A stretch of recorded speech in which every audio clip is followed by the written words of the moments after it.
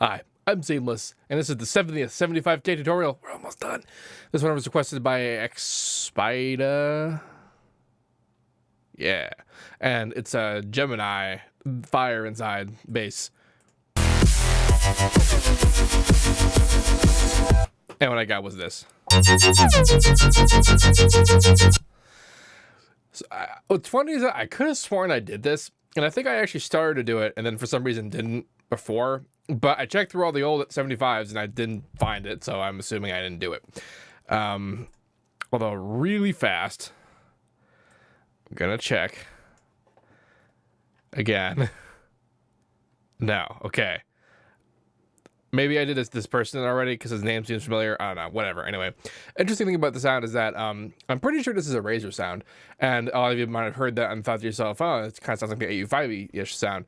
And the AU5 sound is based on a Razor preset. But the this song, the Gemini Fire Inside track, is from 2012. I don't actually remember when any of that old AU5 stuff happened that, like, I remember from I'm basically losing my plot on like how old any of that stuff is, but I did find a review for Razor from 2011, so it's at least that old. So it's possible that this sound could have been a Razor sound. I initially tried doing it without Razor just because I thought that I wasn't using Razor, and when I say without Razor, I mean without Harmor, because that's why there's this over here. That's not doing anything strangely, but I went through a whole bunch of weird ideas where I was like, you're doing high passes and band passes and whatever. And then I thought, you know, this would all be a lot easier if I just use the phaser. And so that's what I'm doing inside Harmor, using the phaser. So there's a layer. First one, that guy. Second one. I probably could have handled both of them together at once using the harmonizer, but I couldn't figure out what combination of the matrix settings to get it to make it to be actually this literal ratio. And then I decided that I was going to do it by doing unison and then changing the pitch of enough of the unison voices to just be that note, which you could do, by the way. And then I decided just to do a layer because why not? It's easier. So the way this works is that the phaser is actually what's causing this to go down. Beyond that, though, I have phase randomness on, which is contributing to the kind of like strangely unsharp feeling of it, which you would actually could usually accomplish with unison, which I'm also using as well. But like without the phase randomness, you can see it's really sharp. Now it's not as sharp. So it's kind of a combination of sharp and not sharp, that kind of thing.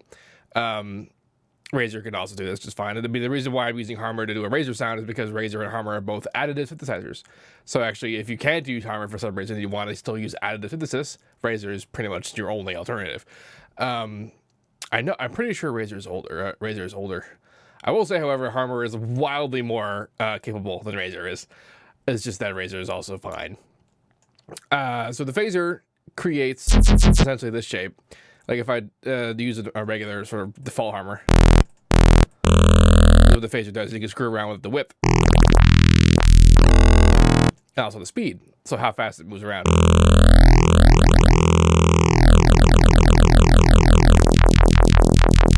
I also turn on to the Hertz mode because in octave mode, it's straight lines like this, and in Hertz mode, it's bent lines. And that's actually super important because the lead-in to each of these sounds in the original is not like a full cut. There's a little bit of a curve that hits it like right up into it, and that is accomplished by having essentially the higher frequencies kind of lead in, and then everything else kind of comes in with it, along with the phase of the individual harmonics being randomized because of the phase randomness.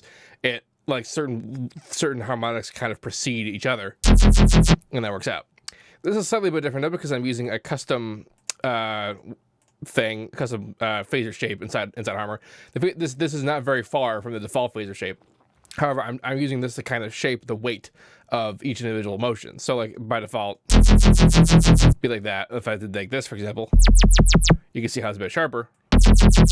So what we're doing here is I'm shaping it to slightly lead ahead this way. Kind of deal. I can, of course, still adjust the width to maybe like you can even have it be fully just like straight up and down.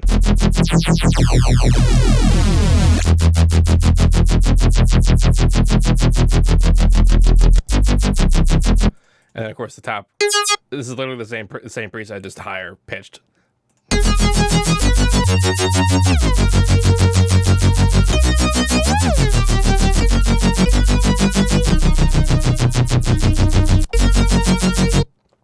I think the original may have also had some white noise kind of mixed in there against it.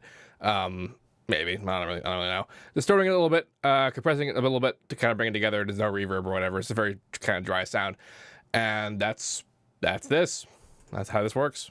If you have any questions about this, please let me know. This patch will be available to download in the description of this video. And don't forget to like, comment, subscribe, and all that good stuff. As usual, have a nice day. I think I got it that time. I think I did it. It's one of those things that I've said so many times that, like, I don't remember saying it when I'm saying it, and then I forget which parts I've said. And then when I throw in new elements, like being, oh, you can download the thing.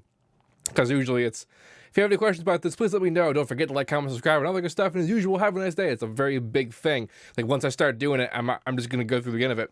So if you have any questions about this, please let me know. You can download this at the description of this video. Don't forget to like, comment, subscribe. As usual, have a nice day. And sometimes I'll be like, and as usual, don't forget to like, comment, subscribe. And then more as usual, have a nice day. And it gets kind of awkward. It's a weird thing. But do all of that. Do all that stuff I said.